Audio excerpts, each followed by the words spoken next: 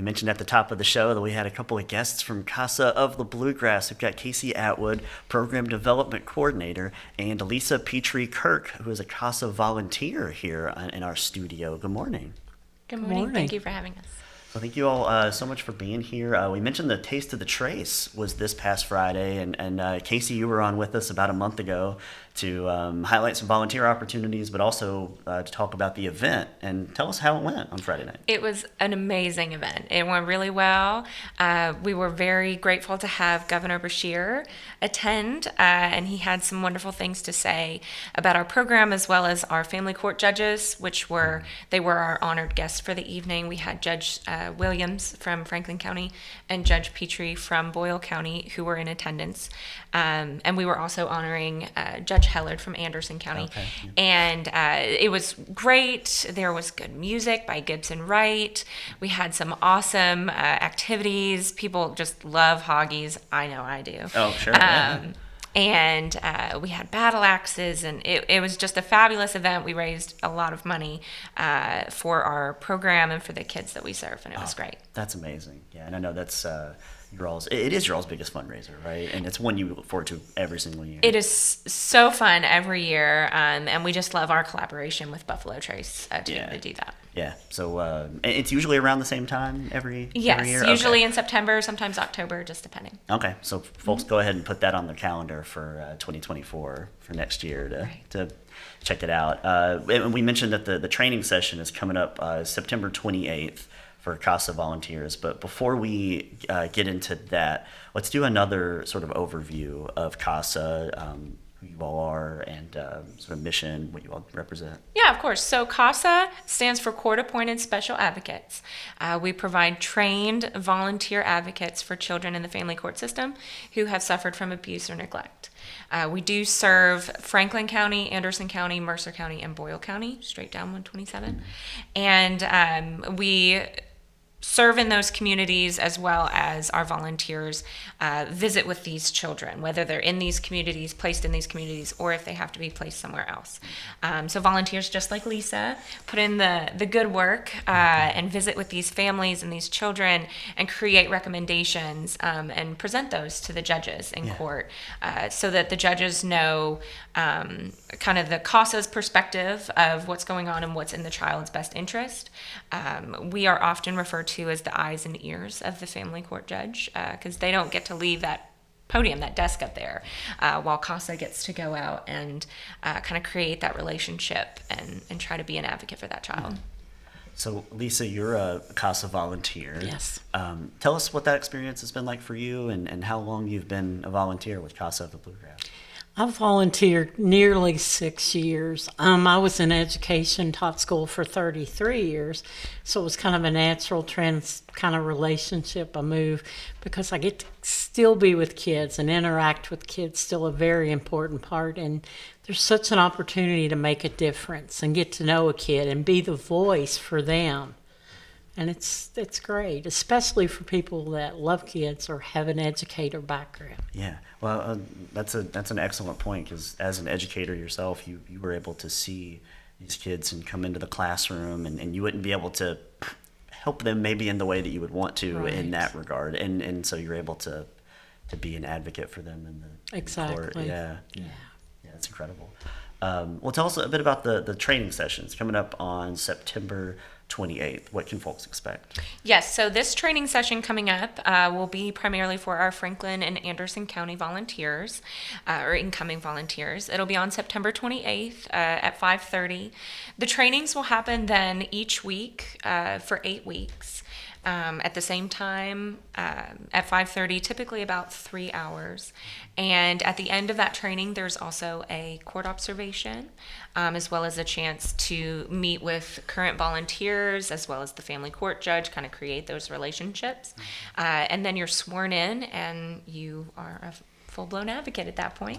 But during the training, we do provide all materials. It's intensive, but we also try to make it as relaxed and comfortable and natural as possible. It's a really great opportunity for conversation. While there are workbooks and a PowerPoint and things like that, we also open the floor for people to talk about their own personal backgrounds and maybe things that could be more difficult for them, or maybe things that they have more experience with because of their own background. That's something that's so great about CASA, is that it's just everyday people with their own histories, with their own interests, with their own expertise, and they're all coming together. It's really great. If somebody hears about this today, so that's in 10 days we get started with that. If somebody they're interested, they're like, I want to pursue this, are there spots open to get started in this session? Of course, yes. So we already have a small group of people who have signed up and are ready to go, but we are always welcome to take more. In order to do that, we just ask that you complete an application on our website. And once that happens, you'll be hearing from me, and we'll get you set up to go to the training. The only other requirements really are that you are at least 21 years of age, and that you can pass a background check, all free of charge, of course, and that you have a passion to help children.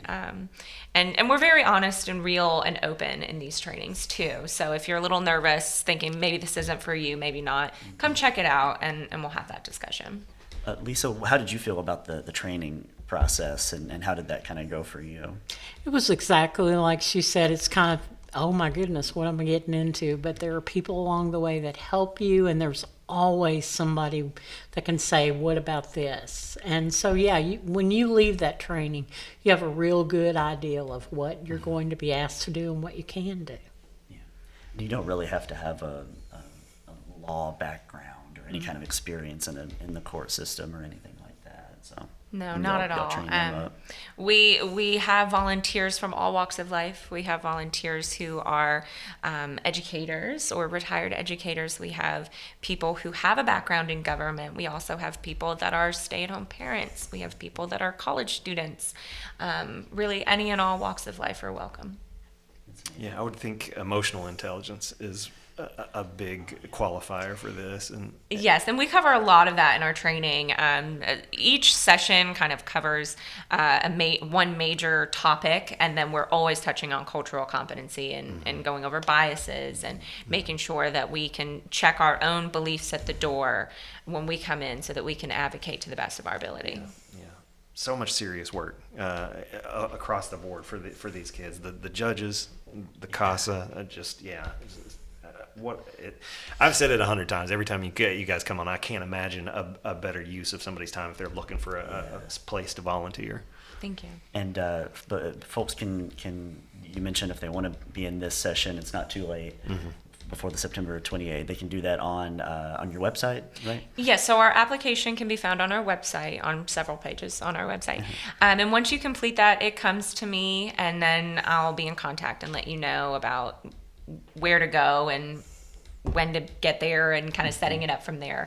And even if you happen to hear about this training session and you want to come and check it out at our Frankfort CASA office, which is just downtown, you can still do that and fill out an application that day too. Oh, okay. And you all are active on social media as well. I have a Facebook Very active, page, yes. So awesome, people can find you. Scott, I think we should probably pose. We've had the important, very very important questions and information, but maybe something a little lighter. Yeah. Do you all have a favorite local burger? So I'm still working. I am a cheeseburger fanatic, and Here we let's go. go. I am still working on my local repertoire Okay. Yeah. here in Frankfurt. Okay. But, and I don't know how well this is going to go over, my favorite fast food burger would have to be the ultimate steak and shake smash burger. Hey. I don't want to step on any Culver toes. They're similar. They are similar. Yeah. And I'm a fan of Steak and Shake. So yeah. Yeah, who doesn't love a good steak burger, right? Yeah. Lisa, what about you? Anything come to I've mind? got to go with Shelby's. It's Shelby's? a really good burger. Love to Alright. hear that. Yeah, I haven't tried it, but love to hear that you've had it. Good and burger, good fries. Good too. fries too. You have to have a good fry to go with the burger. Yeah, Oh, that's I true. agree. You do. That's true. All right. Always good to know. Ladies, thank you for coming in and telling us about CASA. And we want to remember that September 28th, go to the website if you're interested. And we hope to see you in again soon. Yes, thank you so Thanks. much.